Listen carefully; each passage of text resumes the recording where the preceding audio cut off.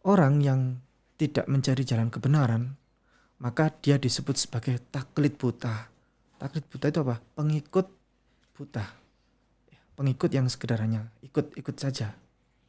Atau bahasa lebih eh, detailnya lagi adalah pengikut dogma, begitu. Orang Islam yang tidak mau mencari jalan kebenaran juga, itu juga disebut taklid buta atau pengikut dogma, begitu. Ya. Jadi intinya adalah ini ajaran tauhid, syahadatain, dua syahadat ya. Asyhadu alla ilaha illallah wa asyhadu anna Isa ibnu Maryam Rasulullah.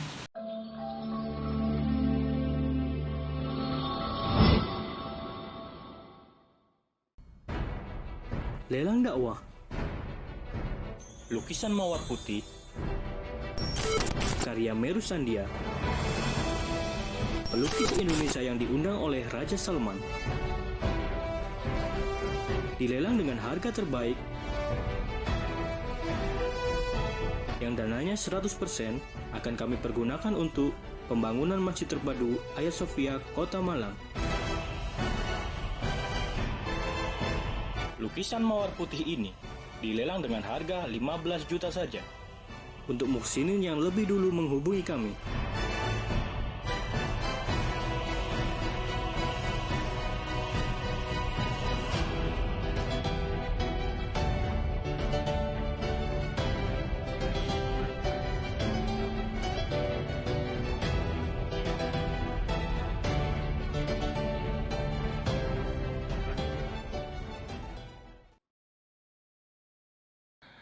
Setiap manusia itu diperintahkan untuk mencari jalan kebenaran. Karena defaultnya dari Tuhan itu kan manusia adalah makhluk yang berpikir. Maka karena manusia punya pikiran, maka pikiran itu harus digunakan. Kan begitu. Nah, pikiran itu juga digunakan untuk mencari jalan kebenaran. Orang yang tidak mencari jalan kebenaran, maka dia disebut sebagai taklid buta. Taklid buta itu apa? Pengikut buta. Pengikut yang sekedar hanya ikut-ikut saja. Atau bahasa lebih detailnya lagi adalah pengikut dogma, begitu. Orang Islam yang tidak mau mencari jalan kebenaran juga, itu juga disebut taklid buta atau pengikut dogma, begitu. Nah, dalam mencari kebenaran termasuk adalah agama. Agama kan ada banyak. Berarti kalau banyak, tidak semua benar pasti kan? Iya kan? Kalau semua agama benar, maka seenaknya saja orang hari ini masuk Islam, besok masuk Kristen, besok masuk Buddha, kan gitu. Kalau semua agama benar ya. Tapi dalam mencari kebenaran, maka kita harus mencari mana agama yang benar. Pasti ada satu agama yang benar, kan begitu. Kemudian begini, dalam mencari jalan kebenaran, mencari agama yang benar, salah satu yang mewakili agama itu apa? Kitab suci. Maka kitab suci itu merepresentasikan dari agama itu sendiri. Kalau kitab sucinya itu kita analisa benar, maka agama itu benar. Kalau kitab sucinya menyampaikan A, maka agama itu berbasis A. Kalau kitab sucinya itu berbasis B, maka agama itu berarti B, kan begitu. Baik, ini pertanyaan pertama, lebih mulia mana, Yesus di Islam ataukah Yesus di Kristen? Ini pertanyaan sederhana. Mbak Cika pasti tahu kalau di Kristen itu biasanya ada seperti ini ya. Atau salib. Kalau Protestan kan di gereja salibnya salib palang saja ya, tanpa ada patung ya. Tapi kalau di Katolik ada patungnya. Yesus diwujudkan dalam bentuk manusia yang disalib ya, dirupakan dalam bentuk patung-patung ya, yang ditaruh di gereja-gereja, dan Yesus dianggap sebagai manusia yang tersalibkan, kan begitu. Kesimpulannya adalah Yesus berarti mati, dibunuh, disalib disiksa secara biadab keji. Kalau di Islam beda. Di Islam itu Yesus ditaruh di tempat yang terhormat.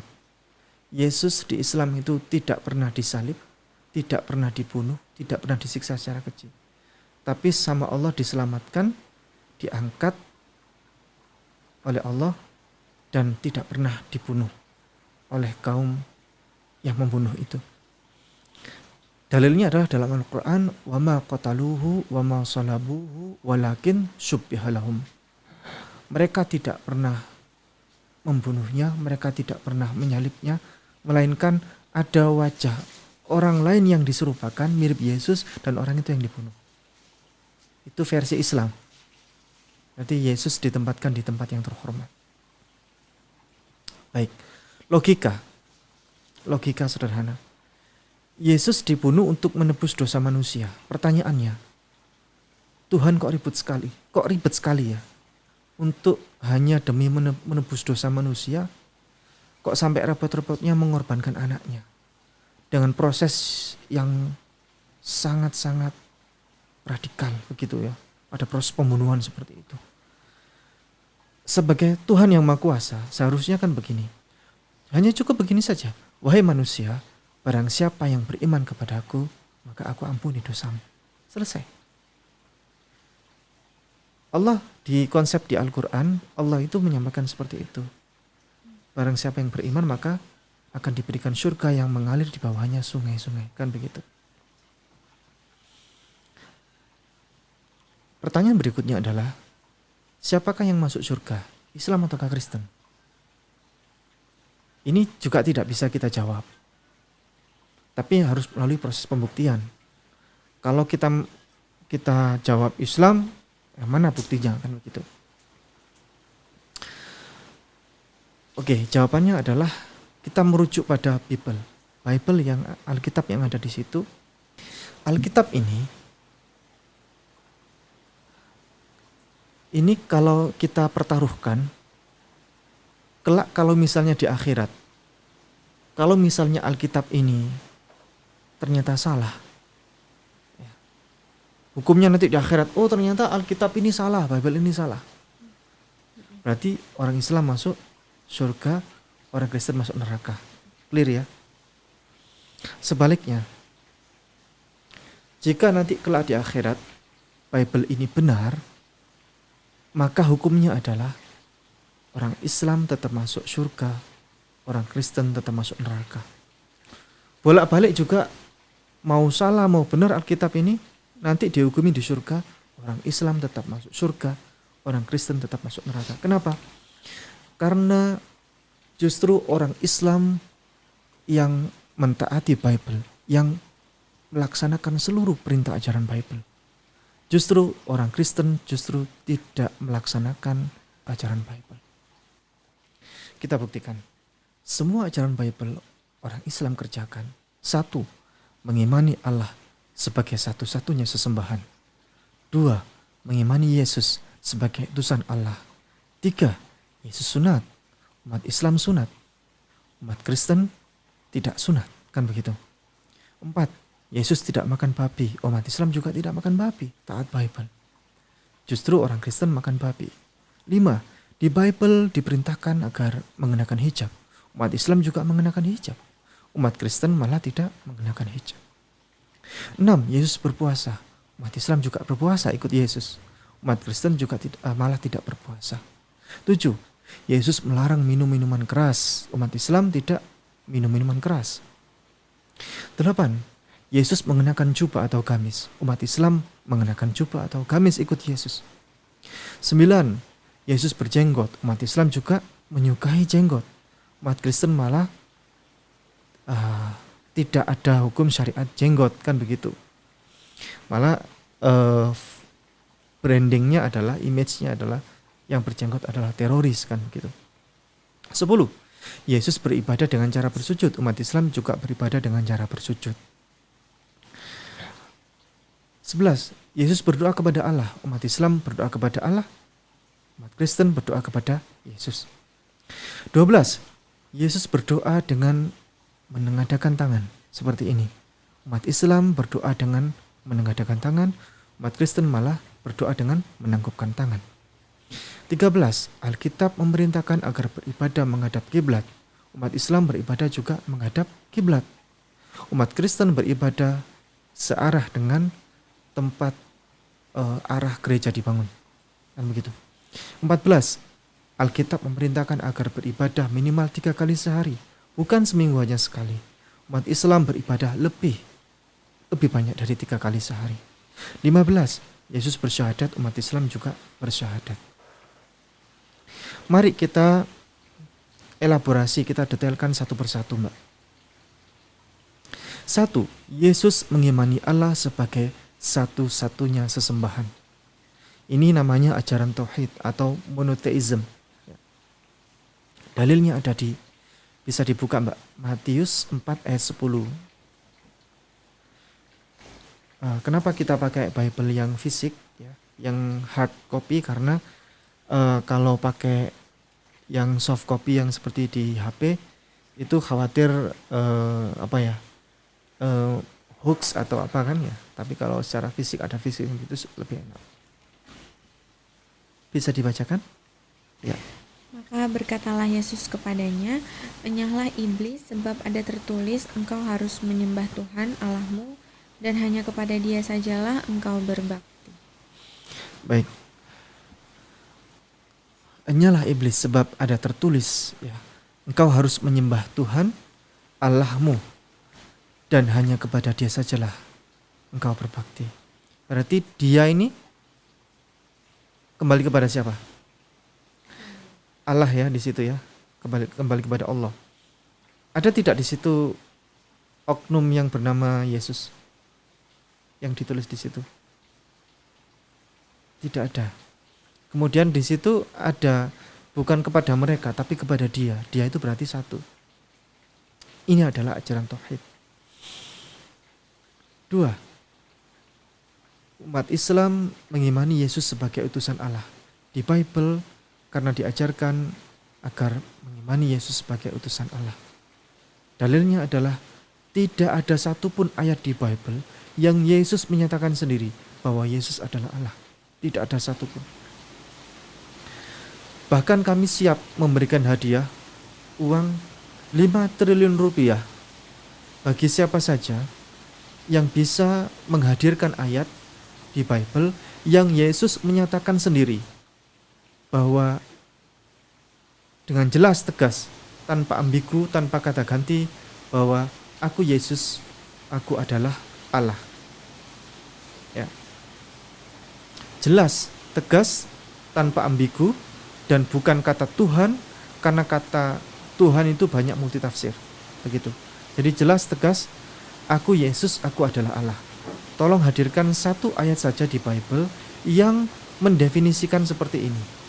Maka berhadiah uang 5 triliun rupiah. Ya. Dulu 1 triliun, Mbak, kita kasih. Ternyata sampai sekarang tidak ada yang bisa menghadirkan ayat itu. Maka kita naikkan jadi 5 triliun. Ya. Lalu biasanya begini, ujung-ujungnya ada pada ayat, biasanya ngasih ayat Yohanes 13 ayat 13. Ya. Yohanes pasal 13 ayat 13. Bunyinya begini, kamu menyebut aku guru dan Tuhan, dan katamu itu tepat, sebab memang akulah guru dan Tuhan. Itu kata Yesus. Nah, pertanyaannya ini adalah mengejawantahkan, mendefinisikan bahwa apakah Yesus adalah Tuhan, apakah Allah. Di situ tidak ada tertulis bahwa Yesus adalah Allah di situ. Baik, kita definisikan apa itu Tuhan. Karena semacam ada ambiguitas sejak tahun di bawah tahun sebelum tahun 60-an itu ada ambiguitas kata Tuhan, Mbak. Karena di Yohanes 13:13 ya, di Bible versi lama, Bible versi 80 tahun 80 ke bawah ke sebelumnya. Itu di sini di Yohanes 13:13 tidak ada kata Tuhan di situ. Tapi kata Tuhan di situ. Baik, kita definisikan kata Tuhan di sini. Utang versus hutang, ya. Orang utan versus orang hutan. pembaruan versus pembaharuan, sama ya. Tahu versus tahu, sama ya. Saling menyaut versus saling menyahut. Tuhan versus Tuhan. Hanya berimbuhan H, ya. Baik. Mari kita lihat pada Bible yang berbahasa konon bahasa aslinya ya. Bible yang berbahasa Ibrani dan bahasa Yunani. Ya. Di bahasa Yunani itu tertulis kata kurios. Ya. Kurios itu Tuhan. Di Yohanes 13:13 itu bahasa Yunaninya itu kurios di situ. Yesus disebut kurios. Artinya Tuhan. Ya. Sedangkan di bahasa Bible bahasa Ibrani, Hebrew itu tertulis Adoni. Adoni. Sama, artinya juga Tuhan, bukan Tuhan. Ya. Kalau kita ambil di Bible versi bahasa Inggris, mau bahasa Inggris manapun silakan, mau King James Version atau lain sebagainya. Di Yohanes 13:13, Yesus itu disebut Lord. Bukan God. Ya, bukan G-O-D, tapi Lord, L-O-R-D. Nah, Yesus di semua Bible itu, Bible setebal itu, yang versi bahasa Inggris, tidak ada satupun Yesus disebut sebagai God. Tidak ada. Paling tinggi kedudukan Yesus adalah Lord. Lord itu berarti apa statusnya? Tuan kan? Lord versus Lady. Lady itu kan untuk perempuan. Berarti penyandang Lord, Lord Alexander Kennedy apakah Tuhan? Bukan, hanya Tuan. Ada Lord Edward Alexander Somerset, Lord William George Armstrong. Baik. Jika kata yang diartikan sebagai Tuhan tadi itu, konsekuensinya jika Yohanes 13:13 disebut sebagai Tuhan, maka konsekuensinya Nabi Ibrahim atau Abraham pun itu harus disebut sebagai Tuhan. Karena apa? Di Kejadian 18 ayat 12, jadi tertawalah Sarah dalam hatinya, katanya, akan berahikah aku setelah aku sudah layu, sedangkan tuanku sudah tua. Tuanku di sini berarti itu sama di bahasa Yunani atau Hebrew tadi. Kalau Yunaninya Greek kurios. Kalau yang di Hebrew Adoni, seperti ini yang tanda warna merah itu, Mbak. Baik. Lihat kata yang di bold itu, di sana menunjukkan dengan jelas bahwa Abraham pun disebut sebagai kurios atau Adoni. Lalu mengapa Kristen hanya menuhankan Yesus? Mengapa tidak sekalian Abraham juga? Ya. Lord versus God tadi sudah kita singgung. Kesimpulannya adalah Yesus adalah Tuhan, Abraham pun Tuhan, Moses adalah Tuhan, David adalah Tuhan, Solomon adalah Tuhan, dan lain sebagainya. Baik, next. 3. Yesus sunat, umat Islam sunat. Dalilnya dengan jelas. Bukti dalil, dan ketika genap 8 hari dan ia harus disunatkan, ia diberi nama Yesus, yaitu nama yang disebut oleh malaikat sebelum ia dikandung ibunya. Yesus aja sunat, ya kan? Berarti umat Islam juga ikut Yesus. Ini ada di Lukas 2 ayat 21. Perintah sunat itu dari Allah, langsung dari Allah. Baik, 4. Yesus tidak makan babi. Umat Islam juga tidak makan babi. Dalilnya jelas di Imamat 11 ayat 7-8. Demikian juga babi, karena memang berkuku belah, yaitu kukunya bersela panjang, tetapi tidak memamah biak, haram itu bagimu. Daging binatang-binatang itu janganlah kamu makan, dan bangkainya jangan kamu sentuh, haram semuanya itu bagimu. Baik, 5. Di Bible diperintahkan mengenakan hijab. Umat Islam juga mengenakan hijab. Kalau di Kristen biasanya kan yang mengenakan hijab hanya para biarawati ya, atau petugas gereja dan lain sebagainya. Itu hanya petugas-petugas khusus ya, yang mereka wajib mengenakan hijab. Tapi untuk umatnya tidak mengenakan hijab. Sebenarnya ini dalil ini hanya untuk seluruh umat manusia, atau untuk siapa kan begitu? Bukti dalilnya ada di 1 Korintus 11 ayat 5-6. Bisa dibuka, Mbak. Tetapi tiap-tiap perempuan yang berdoa atau bernubuat dengan kepala yang tidak bertudung menghina kepalanya, sebab ia sama dengan perempuan yang dicukur rambutnya. Sebab jika perempuan tidak mau menudungi kepalanya, maka haruslah ia juga menggunting rambutnya. Tetapi jika bagi perempuan adalah penghinaan bahwa rambutnya digunting atau dicukur, maka haruslah ia menudungi kepalanya. Ya, di situ jelas bahwa jika tidak mau menudungi kepalanya, maka haruslah ia juga menggunting rambutnya, kan begitu. Tetapi jikalau tidak mau menggunting rambutnya, maka wajiblah ia menudungi kepalanya. Jelas sekali Pak. Bahkan itu perjanjian baru ya. Bible memerintahkan agar selayaknya wanita itu mengenakan hijab atau mengenakan tudung kepala. 6. Yesus berpuasa, umat Islam juga berpuasa. Umat Kristen tidak ada kejelasan tentang hukum puasa ya. Kalau di Islam jelas ada perintah berpuasa. Di bulan Ramadan 1 bulan penuh ya, kita ikut Yesus puasa 1 bulan penuh 40 hari. Umat Islam juga puasa 1 bulan penuh. Baik, dalilnya adalah ada di Yesaya 58 ayat 6. Bukankah puasa yang ku kehendaki adalah seperti ini, supaya kamu membuka ikatan-ikatan kejahatan, melepaskan tali-tali kuk, melepaskan orang yang tertindas, dan mematahkan setiap kuk. Imamat 23:29 ini lebih keras Mbak. Karena setiap orang yang pada hari itu tidak merendahkan diri dengan berpuasa, haruslah dilenyapkan dari antara orang-orang sebangsanya. Berarti Bible itu ada ajaran berpuasa. Dan ada di situ ketentuan hari tertentu ya. Saya nggak tahu hari apa itu. Karena setiap orang pada hari itu tidak merendahkan diri dengan cara berpuasa, maka hukumannya dilenyapkan. Ini ajaran bahwa bagi orang berpuasa yang membalas kebajikannya, pahalanya itu langsung Tuhan sendiri yang ngasih. Itu sama seperti di ajaran Islam. Yang berpuasa itu Allah sendiri yang ngasih pahalanya.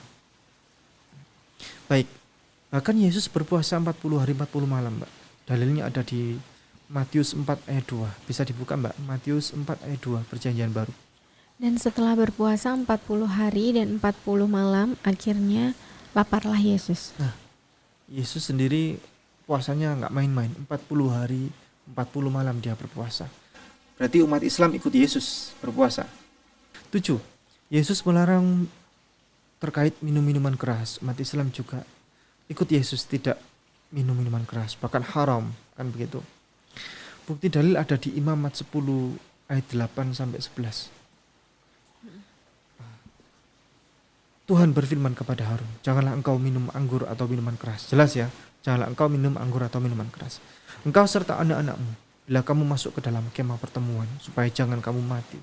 Itulah suatu ketetapan untuk selamanya bagi kamu turun-temurun.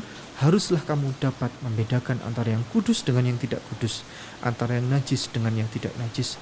Dan haruslah kamu dapat mengajarkan kepada orang Israel segala ketetapan yang telah difirmankan Tuhan kepada mereka dengan perantaraan Musa, kan begitu. Baik, 8. Yesus mengenakan jubah atau gamis. Umat Islam juga ikut Yesus mengenakan jubah atau gamis. Buktinya adalah sebagai berikut. Silakan buka di google.com, kemudian ketik di situ Yesus Kristus atau Isa Al-Masih, atau bahasa Inggris boleh Jesus Christ boleh. Maka semua yang tampil itu adalah Yesus mengenakan jubah. Tidak ada satupun yang tampil Yesus tidak mengenakan jubah.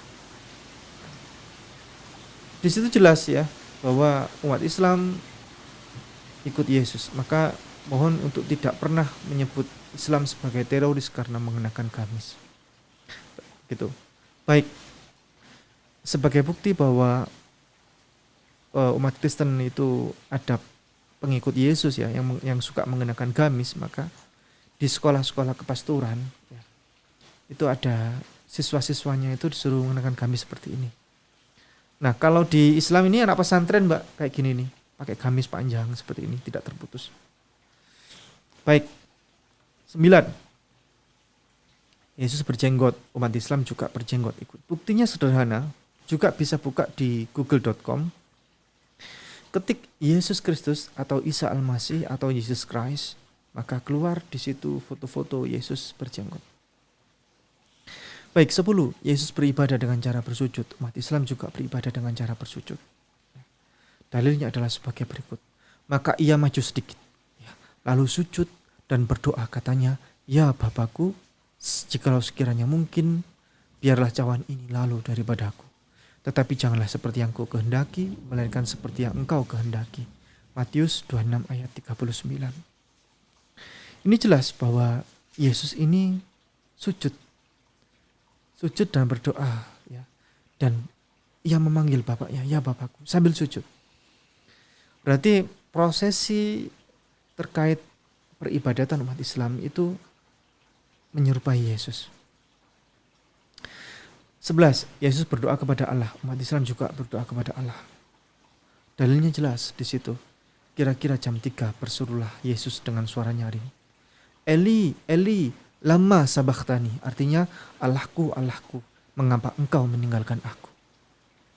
Ini jelas, Mbak, bahwa Yesus ini di dalil ini sangat jelas ya. Ini dalil yang bagus sekali.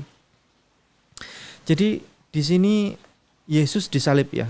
Waktu itu Yesus disalib, kira-kira jam 3 bersulah Yesus dengan suaranya. Dia memanggil Tuhannya. "Eli, Eli lama sabachthani." "Allahku, Allahku, mengapa engkau meninggalkan aku?" Pertama, kesimpulannya adalah Yesus di sini bertuhan. Ya, dia memanggil Tuhannya. "Allahku, Allahku." Yang kedua, dari dalil ini kita bisa kesimpulkan bahwa Yesus bukanlah Tuhan. Karena apa? Karena ternyata dia membutuhkan Tuhan. Dia waktu itu disalib tidak bisa berbuat apa-apa, maka dia memanggil Tuhannya karena rasa sakit atau apa kan begitu. Dan dia tidak berdaya apa-apa, bukti bahwa dia adalah bukan Tuhan. Dan ada kesimpulan berikutnya adalah seperti ini, bahwa dari dalil Matius 27 ayat 46 ini mengandung definisi bahwa yang disalib ini ternyata bukan Yesus. Di dalam Islam tadi ada dalil wa ma qataluhu, Al-Qur'an ini ya, wa ma qataluhu wa ma salabuhu walakin syubbiha lahum.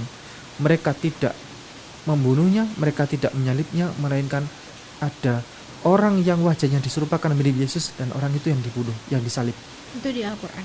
Di Al-Quran. Ini, Mbak, silakan cari di semua Bible itu. Bible setebal itu tidak ada satupun Yesus menyebut nama Tuhannya dengan sebutan Allah. Yesus selalu memanggil Tuhannya dengan sebutan Bapa. Baik Yesus dalam keadaan suka maupun keadaan duka, keadaan gembira, ya. Walaupun dalam keadaan dia beribadah, Yesus selalu memanggil nama Tuhannya dengan sebutan Bapa. Kok aneh? Kemudian muncul di dalil Matius 27 ayat 46 ini, Yesus yang tidak pernah memanggil nama Tuhannya dengan sebutan Allah, di sini dia memanggil nama sebutan Eli, Eli, Allahku, Allahku, mengapa engkau meninggalkan aku? Aneh, Mbak. Berarti ini Yesus yang lain, bukan Yesus. Tidak sesuai kebiasaan. Iya kan? Contoh begini, ada suami istri, satu rumah tangga ini. Kemudian suaminya selalu memanggil istrinya dengan sebutan sayang, kan begitu? Tiba-tiba satu pagi, suaminya memanggil istrinya dengan sebutan Dinda. Dinda, begitu. Kagetlah sang istri. Bertahun-tahun berumah tangga sampai punya anak 3, tidak pernah menyebut nama Dinda. Selalu tiap hari menyebut nama sayang. Kok tiba-tiba menyebut nama Dinda? Berarti ada sayang yang lain, kan begitu? Sama seperti ini. Yesus di sini tiba-tiba tidak pernah sepanjang hidupnya Yesus menyebut nama Allah, menyebut nama Eli, dia selalu menyebut nama Bapa. Kok tiba-tiba di sini di Matius 27 ayat 46 ini ketika dia disalib, dia memanggil nama Tuhannya, Eli, Eli, Allahku, Allahku. Berarti ini Yesus yang lain, tidak sesuai dengan kebiasaan. Dan ini Bible itu benar. Dia sejalan dengan Al-Quran. Wa ma qataluhu wa ma salabuhu walakin syubbiha lahum. Mereka tidak membunuhnya, mereka tidak menyalibnya, melainkan ada orang lain yang diserupakan wajahnya, dan orang lain itulah yang disalib. Nah, dari sini kemudian orang yang lain yang disalib itu, bukan Yesus itu, dia yang berteriak nyaring, Eli, Eli, lama sabachthani. Maka dari itu, sesuai tadi yang saya sampaikan, Bible ini sebenarnya menyimpan bukti-bukti kebenaran, termasuk perintah-perintah Allah kepada umat manusia. Umat Islam yang menjalankan. Kan seperti itu.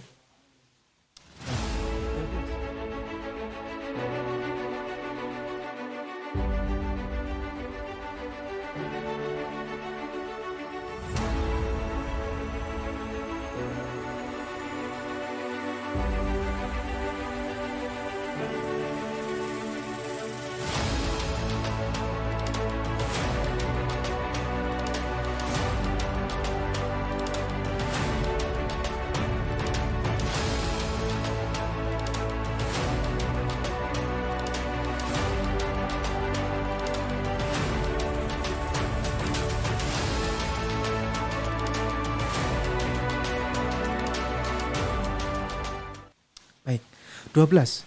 Yesus berdoa dengan menengadahkan tangan. Umat Islam juga berdoa dengan menengadahkan tangan. Justru umat Kristen berdoa dengan menangkupkan tangan seperti ini. Tolong tunjukkan mana dalil di Bible, dalil bahwa kalau beribadah wajib menangkupkan tangan seperti ini. Tidak ada. Adanya dalilnya seperti ini. 1 Timotius 2 ayat 8. Oleh karena itu aku ingin supaya di mana-mana orang laki-laki berdoa dengan menengadahkan tangan seperti ini, yang suci, tanpa marah dan tanpa perselisihan. Umat Islam kalau berdoa mengangkat tangan. Baik. 13. Alkitab memerintahkan agar beribadah menghadap kiblat.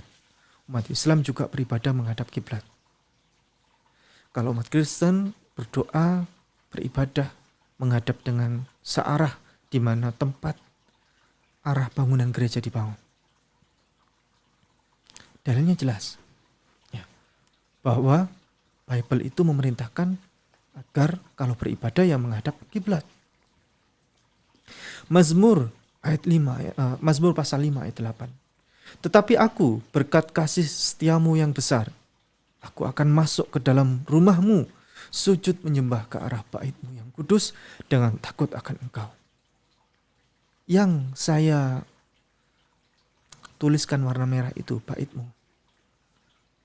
Itu berarti kiblat, arah ya. Apalagi sebelum kata bait-Mu itu adalah arah. Berarti kalau beribadah ada arahnya. Ya kan begitu. Kemudian begini. Dalil ini juga jelas. Bahwa kalau beribadah ya sujud. Itu ada sujud menyembah. Nah, itu ada kata menyembah. Berarti kalau menyembah harus sujud. Kan begitu. Berikutnya lagi. Mu ini siapa?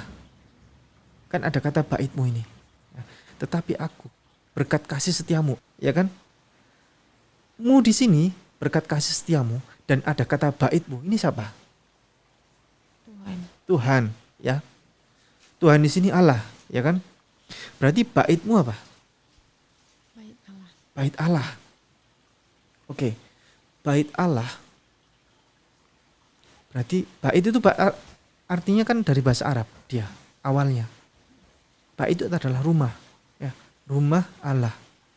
Nah, kalau bait-Mu ini di bahasa Arab kan, mu ini kan Allah. Berarti baitullah. Baitullah. Orang Islam menyebutnya Baitullah. Coba Mbak Cika ketik Baitullah. Di Google ya, Baitullah aja ketik. Baitullah. Ya. Bisa diketik, kemudian klik image. Bisa ditunjukkan, Mbak? Ka'bah kan? Ka'bah itu adalah arah arah ibadahnya umat Islam. Kalau waktu itu baitmu yang di sini, versi yang di sini yang Bible itu Yerusalem. Dia arah kiblatnya waktu itu Yerusalem. Konteksnya adalah bahwa ibadah itu wajib ada arahnya. Baik, berikutnya 14. Alkitab memerintahkan agar beribadah minimal 3 kali sehari, bukan seminggu hanya sekali.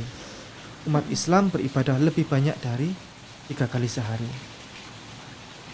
Kita buktikan, dalilnya adalah sebagai berikut. Di Daniel 6 ayat 10.